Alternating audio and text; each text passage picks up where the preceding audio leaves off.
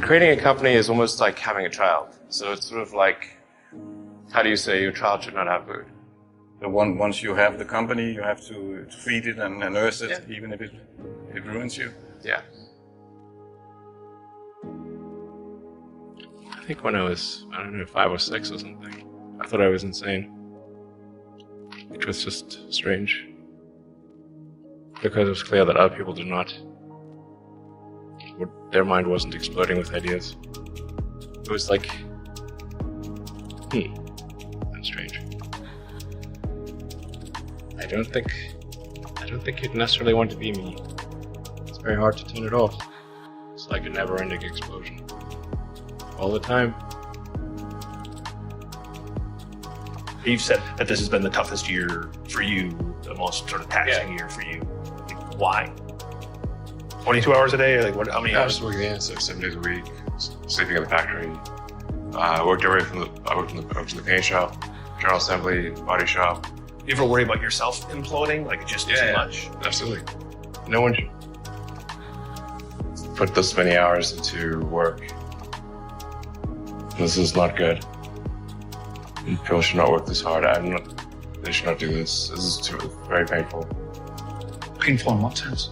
It hurts my brain and my heart. It hurts. This is not recommended for anyone. I just did it because if I didn't do it, then good chance Tesla would die. I mean, Tesla really faced a severe threat of death due to the Model 3 production ramp. Essentially, the company was bleeding money like crazy, and just if we didn't solve these problems in a very short period of time, we would die. And it was extremely difficult to solve them. How close to death did you come? Within single-digit weeks. Trying to build a company and have it succeed is like eating glass and staring into the abyss. I mean, what tends to happen is it's sort of quite exciting for the first several months of starting a company, and then reality sets in. Things don't go as well as planned. Customers aren't signing up. The technology or the product isn't working as well as you thought. Yeah. And then that can sometimes be compounded by a recession, and it can be very, very painful for several years. When you had that third failure in a row, did you think, I need to pack this in? Never. Why not? I don't ever give up. I mean, I'd have to be dead or completely incapacitated. You know, there are American heroes who don't like this idea. Neil Armstrong, Gene Cernan have both testified against commercial spaceflight in the way that you're developing it, and I wonder what you think of that. I was very sad to see that, because those guys are,